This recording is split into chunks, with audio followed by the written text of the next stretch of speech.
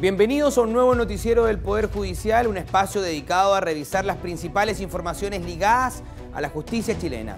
Les queremos dar a conocer los titulares de esta edición.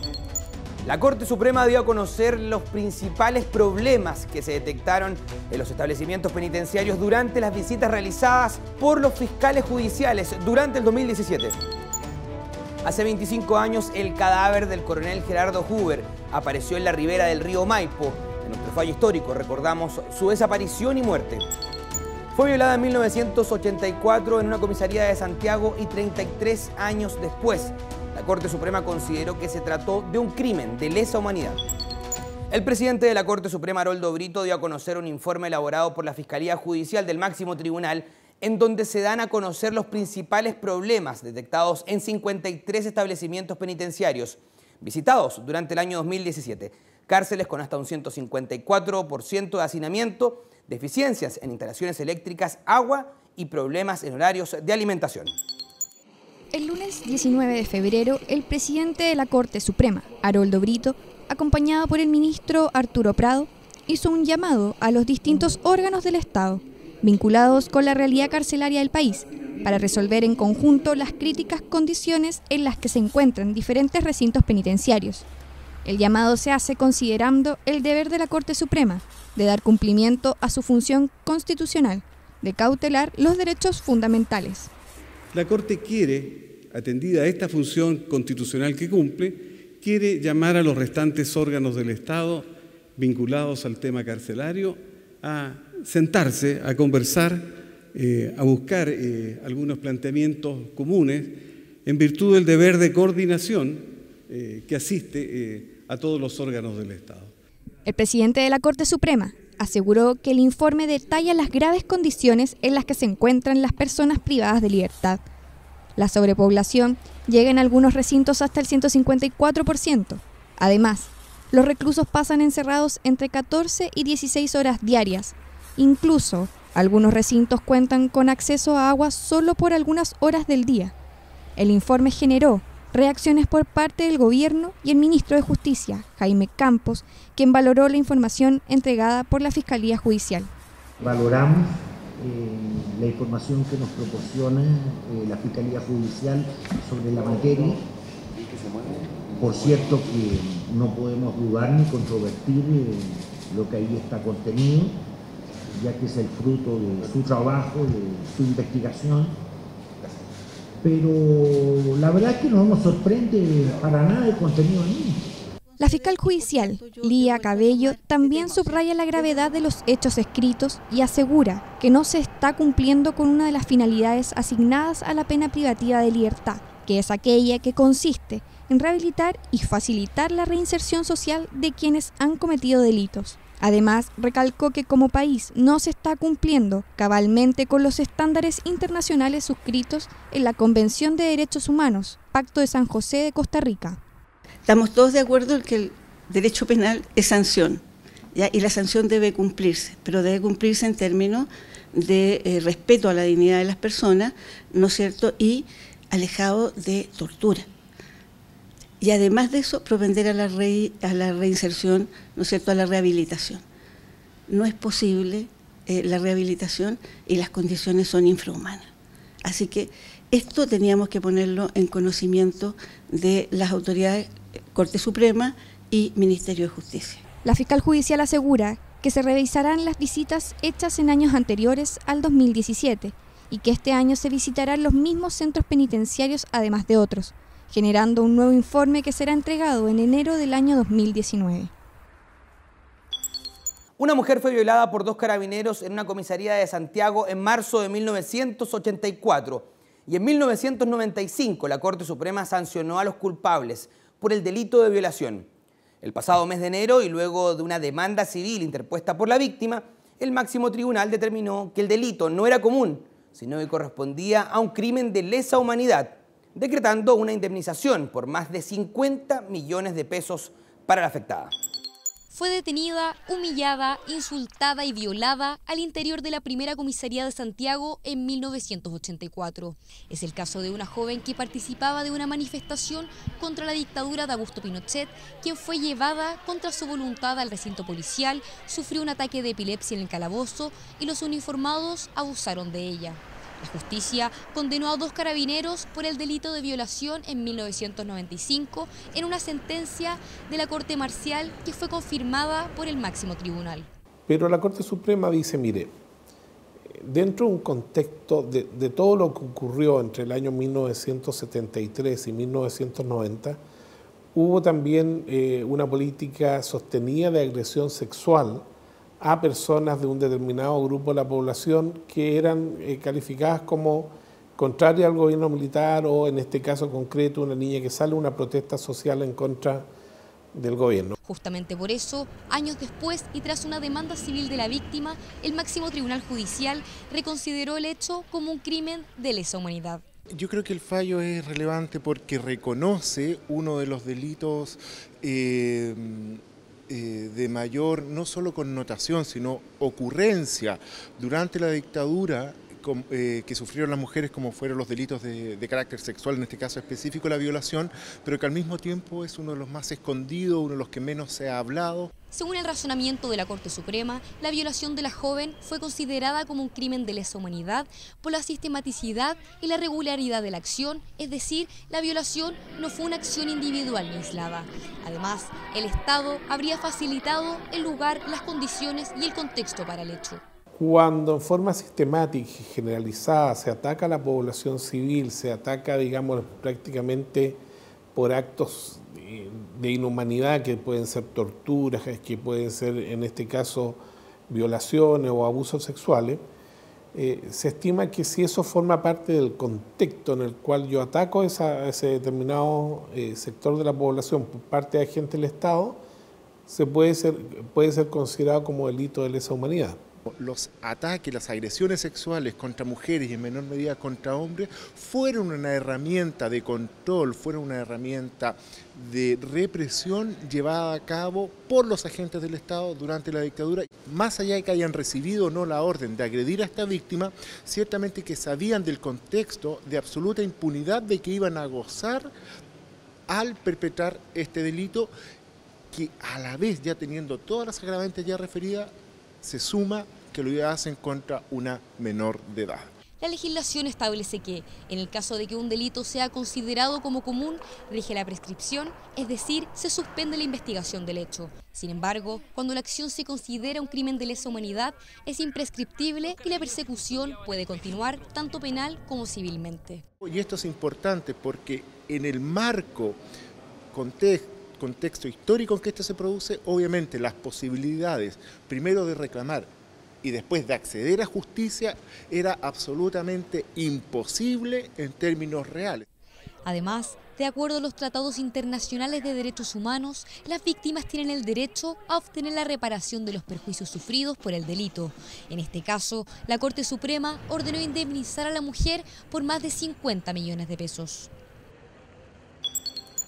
En el Centro de Justicia de Santiago se llevó a cabo la ceremonia de premiación del segundo concurso de fotografía Atrapa tu Historia, organizado por el Centro Integrado de Notificaciones Judiciales de la Región Metropolitana. Una instancia que busca visibilizar y a la vez unir con el arte la labor de los notificadores. Un acto al que asistió el ministro de la Corte Suprema, Jorge Dam, quien valoró la iniciativa. Recorren distintos lugares y zonas del país para notificar a las personas sobre resoluciones judiciales en materias penales, laborales, de familia y cobranza.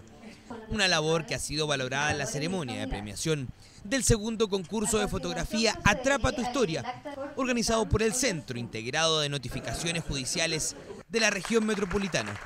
Lo hermoso de este concurso es que se puede reflejar que aquella persona que hace su labor judicial no solamente cumple con su deber, sino que además en esta actividad de la fotografía puede descubrir el alma del notificado y el alma suya propia, es decir, la sensibilidad humana que está en esta interrelación de personas. El sentido es darle importancia del trabajo en terreno y ver la realidad que ellos viven en las comunas donde van, sobre todo en las zonas más peligrosas. Ese es el sentido, darle la importancia que significa su trabajo en el Poder Judicial, dar inicio a las audiencias incluso. No solo se notifican causas de penal, de familia, por ejemplo hay adopciones, entonces es un tema bien social, bien preocupado por la gente en realidad.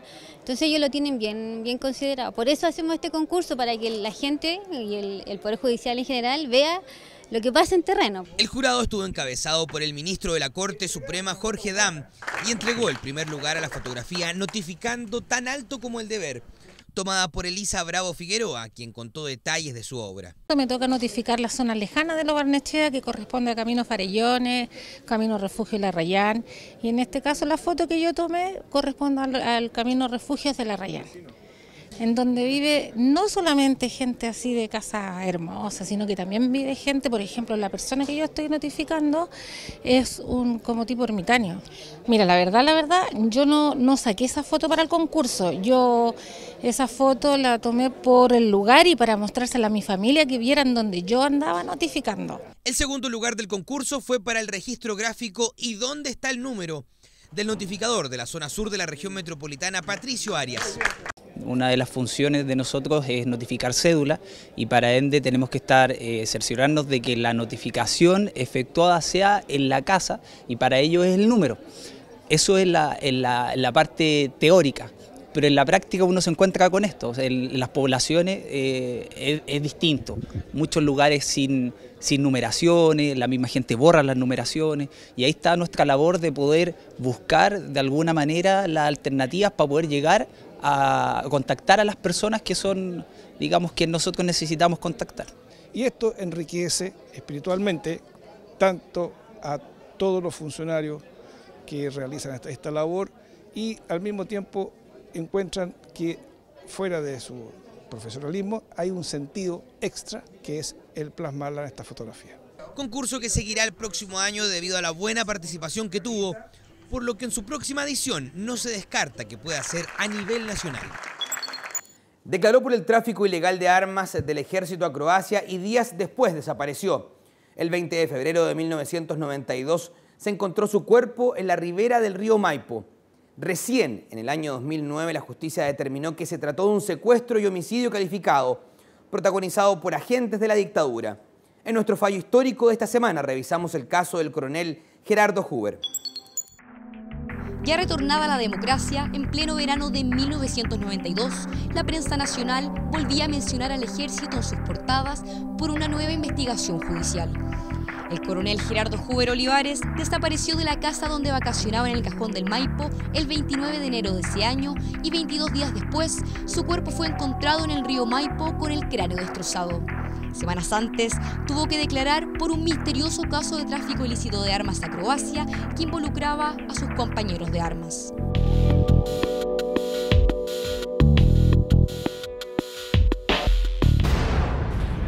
Para mí fue un caso difícil, emblemático. En el río Maipo corresponde al coronel de ejército Gerardo Huber.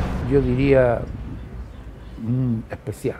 El cadáver encontrado ayer en el sector La Obra del río Maipo era efectivamente el del coronel de ejército Gerardo Huber Olivares. En ese periodo de tiempo también tuve que tener guardia porque me seguían autos. Un año después del golpe de Estado, el coronel Gerardo Huber, con 29 años, entró a la DINA y fue enviado a Argentina. Tras volver al país, trabajó con el agente estadounidense Michael Townley fabricando armas químicas. Fue a los inicios de los 90 cuando su destino empezaría a cambiar, obteniendo un cargo en la dirección del Ejército de Logística. FAMAE tenía a su cargo las importaciones de materiales para renovar los elementos técnicos del ejército. Y allí, al parecer, él se dio cuenta de que habían irregularidades, de alguna manera, y entonces se comenzó a sentir como perseguido. Diciembre de 1991 y un aviso de la CIA paralizó el aeropuerto de Budapest. 11 toneladas de armas destinadas a Croacia fueron descubiertas por policías húngaros. El origen, fábricas y maestranzas del Ejército de Chile, FAMAE. La situación alarmó a la justicia chilena y el 4 de enero de 1992 el máximo tribunal designó como ministro en visita a Hernán Correa de la Cerda. Los dardos no tardaron en llegar al entonces jefe de adquisiciones de la institución, el oficial Huber Olivares, quien fue citado a declarar por el tráfico ilegal de armamento. La involucración que tuvo mi papá en ese momento fue netamente una orden que le pidió el general Krum, que era de enviar una persona encargada de aduanas a FAMAE, y eso lo hizo. Pero más allá de eso no se encontró nunca una prueba. Y allí el coronel Huber empezó con problemas de nerviosismo, podríamos decir, entre comillas. Con arraigo nacional, el ex agente de la DINA y sus familiares partieron a la casa de un amigo en el sector del Melocotón, en el Cajón del Maipo. 9 días después de su declaración ante el magistrado, se perdió su rastro. La misma madrugada de su desaparición, se encontró el auto en el que había salido y se declaró presunta desgracia. Después de varias horas dando vuelta en auto, se encontraron con el auto de la persona dueña de casa y estaba abierto, al lado de un puente, en una zona muy oscura, y la verdad es que pensaron lo peor. El 20 de febrero, desde el puente El Toyo, se divisó un bulto en el río Maipo. La prensa no tardó en especular sobre los hechos y recién pasadas las 14 horas, la jueza del segundo juzgado de Puente Alto, Juana Latam, confirmaba las sospechas. El bulto correspondía al cadáver del desaparecido coronel Gerardo Huber. Lo encontraron los militares y al encontrarlo no lo entregaron inmediatamente, sino que lo mantuvieron creo que 5 horas aproximadamente antes de entregarlo a la Policía de Investigaciones en ese momento. Tras más de una década caratulado como un suicidio, sin nuevos antecedentes, más de 5 sobreseguimientos en la investigación y un sumario administrativo liderado por el comandante en jefe del Ejército, Augusto Pinochet Ugarte, en septiembre de 2005 fue designado como ministro en visita el juez Claudio Pavés. El inicio de un vuelco en el caso que hasta el momento estaba impune. Yo con las investigaciones que hice, sé que se usó un fusil sniper de tirador escogido con un alcance de 600 metros, con munición especial. ¿Por qué? Porque es imposible que él se hubiera suicidado, como decían, porque para haberse suicidado es medio difícil que alguien lo haga. ¿Qué? Durante 13 años la justicia chilena fue manipulada por altos mandos del ejército, con participación de abogados del ejército, con el objeto de que no se investigara y no se avanzara ni se estableciera la verdad.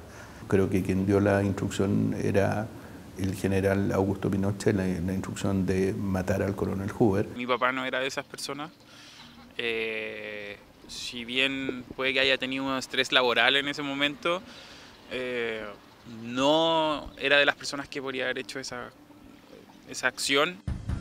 Pavés dictó sentencia por primera vez el año 2009. Sin embargo, el fallo definitivo llegaría al 2012, cuando la Corte Suprema decretara 5 años de presidio al general en retiro Víctor Lizárraga, subdirector de la Dirección de la Inteligencia del Ejército, por el delito de homicidio calificado, y el brigadier Manuel Provis, jefe del Batallón de Inteligencia del Ejército, recibió 4 años de presidio. Fueron absueltos los generales Eugenio Covarrubias, Carlos Krum y el coronel y amigo de la familia Huber, Julio Muñoz. Valoro la sentencia en cuanto estableció la culpabilidad de varias personas, de todos los responsables. No se obtuvo el total, pero sí se obtuvo una gran parte de la verdad. Y la otra parte de la verdad que está pendiente de establecerse, creemos que tarde o temprano se va a saber. Creo que o lo involucraron, o él vio y estuvo en el momento equivocado cuando no debía estarlo. El máximo tribunal judicial, además de dictar sentencia, ordenó indemnizar a la familia del coronel por más de 40 millones de pesos. A pesar de que no se encontró el arma ni el autor material del asesinato, el caso se cerró corroborando que Gerardo Huber Olivares fue traicionado, asesinado por sus compañeros de armas, la familia militar.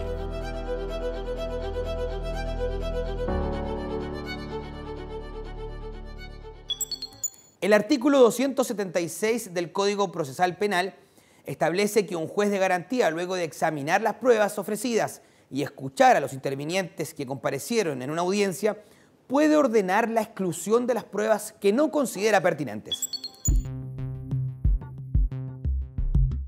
Para que un juez tome una decisión, se requiere que las afirmaciones del fiscal se acrediten con pruebas o evidencias. Estas son las que permiten que el juez pueda fundar o justificar sus decisiones. La evidencia que recoge la policía u obtiene la fiscalía debe ser legalmente obtenida sin vulnerar los derechos y garantías que la ley y la Constitución nos conceden a los ciudadanos en un Estado de Derecho. El magistrado a cargo debe comprobar que todas las pruebas que ofrece la fiscalía se han obtenido de manera legal y sin afectar garantías constitucionales. Si ello no es así, entonces el juez de garantía, amparado en el artículo 276 del Código Penal, debe excluir pruebas del juicio oral, es decir, impedir que se puedan presentar en el juicio que determinará si la persona es o no culpable. La Corte de Apelaciones de Arica confirmó la sentencia que absolvió a un grupo de imputados por falta de credibilidad de un testigo. El testimonio carecía de los argumentos para otorgarle valor y dar por establecida la responsabilidad de los acusados. En el siguiente informe revisamos cuál es el rol de los testigos en la justicia penal, sus derechos y también sus deberes. El Tribunal de Juicio Oral en lo Penal de Arica absolvió en sentencia de primera instancia a 3 imputados por las causas de lesiones leves, homicidio simple y homicidio calificado frustrado, al desestimar el testimonio de un testigo.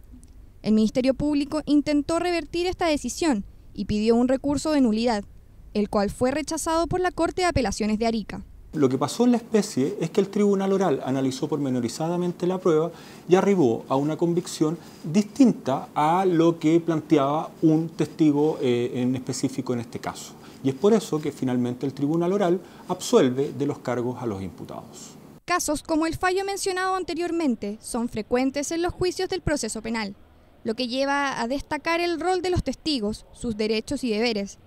Hablamos con expertos que nos aclaran las funciones de quienes dan testimonio de los hechos y su colaboración con la acción de la justicia. Los testigos tienen 2 obligaciones en el proceso penal, de comparecer y de decir verdad.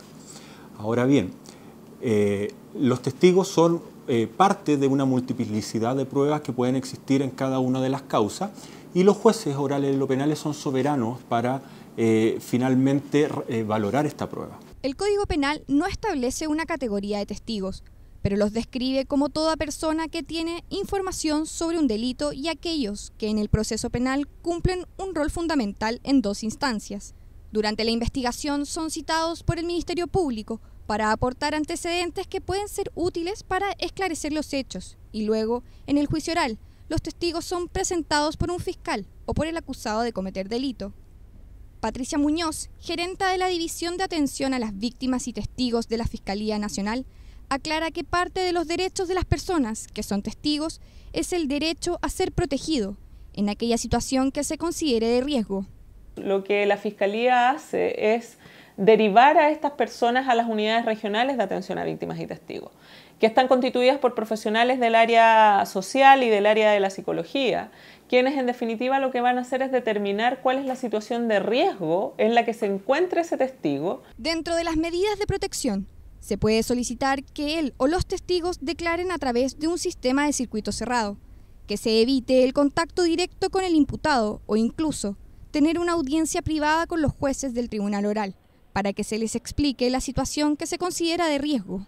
Ni el Ministerio Público ni el Poder Judicial puede hacer el trabajo que quienes presencian los delitos y quienes los viven efectivamente también pueden aportar, y eso es lo que es necesario que la gente tenga presente y particularmente comprometerse también con ese deber cívico en el fondo, que se relaciona con que si yo observo un delito también tenga claro que mi deber es tratar de contribuir a esclarecer ese hecho. El derecho penal también establece que los testigos se encuentran legalmente justificados para ausentarse de su trabajo y por este motivo no podría el empleador descontar sueldos o sancionar por haber tenido que participar en el proceso penal.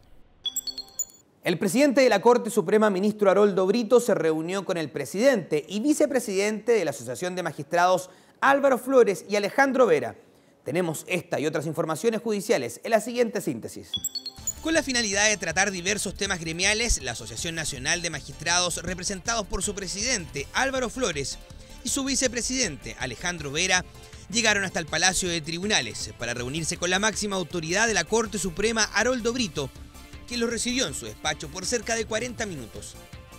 Le comunicamos al presidente las actividades de este año de la asociación, dentro de las cuales está la celebración de los 50 años de la Asociación de Magistrados. Se cursaron las invitaciones y hablamos de 2 o 3 proyectos interesantes que queremos el apoyo de la propia Corte. Entre ellos estamos evaluando un régimen de intercambios o visitas a la Corte Interamericana de Derechos Humanos.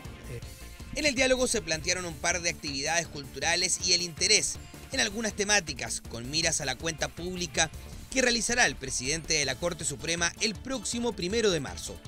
Un diálogo que fue fructífero según los representantes de la asociación, tomando en cuenta que el ministro Haroldo Brito ocupó también en el pasado el cargo de presidente de la Asociación Nacional de Magistrados.